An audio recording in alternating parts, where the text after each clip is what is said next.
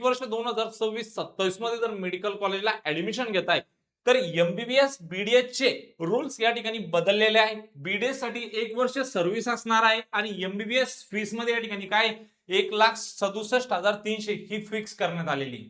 नियम काय म्हणतो, कोणकोणते बदल झालेले याचं सविस्तर नोटिफिकेशन सीईटी सेलच्या अधिकृत पोर्टलवरती आलेलं आहे. आपण जर आलो या ठिकाणी www.mahacet.org च्या ऑफिशियल पोर्टलवरती, तर हा या ठिकाणी काय आलेला आहे, एक अधिकृत नोटिफिकेशन आलेला आहे 10/8/2026 ला. ओके, नोटिफिकेशन मध्ये काय दिलेले सविस्तरपणे आपण जाणून घेऊया. बघा स्टेप बाय स्टेप.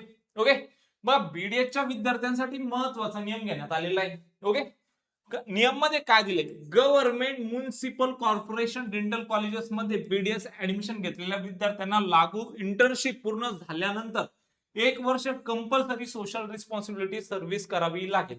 थोडक्यात तुमची डिग्री कंप्लीट झाल्यानंतर तुम्हाला 1 वर्ष काय करावे लागणार, या ठिकाणी कंपल्सरी असणार आहे बघा सोशल रिस्पॉन्सिबिलिटी सर्व्हिस. ओके, त्यानंतर ही सेवा Maharashtra government, local self government किंवा डिफेन्स सर्व्हिस मध्ये असू शकते. हा नियम नीट यूजी 2026 ऑनवर्ड प्रवेश घेणाऱ्या विद्यार्थ्यांसाठी लागू. म्हणजे ज्यांनी 2022 मध्ये प्रवेश घेतलेला होता, ओके, ऍडमिशनला बीडीएस साठी, हा नियम त्यांच्यापासून काय होणार आहे, आता लागू होणार आहे. डिग्री मिळण्यापासून 5 वर्ष भारताबाहेर जाता येणार नाही असे तुमच्याकडून काय घेऊन घेण्यात येणार, या ठिकाणी अंडरटेकिंग देखील तुमच्याकडून घेतील. जर तुम्ही हा नियम मोडताय विद्यार्थी मित्रांनो, तर 10 लाखाची तुम्हाला नॉन रिफंडेबल पेनल्टी देखील या ठिकाणी काय करावी लागणार आहे, भरावी लागणार आहे. नियम खूप महत्वाचा आहे. मग सर हा नियम एमबीबीएस साठी पण लागू झालाय का? तर बघा या ठिकाणी एमबीबीएसच्या विद्यार्थ्यांसाठी मोठी अपडेट आहे. गव्हर्नमेंट म्हणा किंवा म्युनिसिपल कॉर्पोरेशन मेडिकल कॉलेज आणि इतर private unaided minority medical college मधून एमबीबीएस पूर्ण केलेल्या विद्यार्थ्यांसाठी 1 वर्षाची सोशल रिस्पॉन्सिबिलिटी सर्व्हिस नाही. ओके, म्हणजे हा नियम फक्त कशासाठी आलेला आहे, या ठिकाणी बीडीएसच्या कोर्सेस साठी आलेला आहे. म्हणजेच एमबीबीएस साठी 1 वर्ष कंपल्सरी सर्व्हिस हटवण्यात आली आहे. ओके, त्यानंतर बघा गव्हर्नमेंट कॉलेजेसची फीस एमबीबीएस ची यामध्ये थोडं बदल करण्यात आलेलं आहे. अकॅडमिक इयर 2026-27 साठी गव्हर्नमेंट किंवा गव्हर्नमेंट ऍडेड कॉर्पोरेशन कॉलेजेस मध्ये medical MBBS annual tuition fee जी असणार आहे 1,67,300 असणार आहे. याचं अधिकृत नोटिफिकेशन तुम्ही या ठिकाणी बघू शकता. Okay, fee structure government added and corporation colleges for academic year 2026-27 साठी मेडिकल कॉलेजची अॅन्युअल फीस 1,67,300 देखील याच्यामध्ये करण्यात आलेली आहे.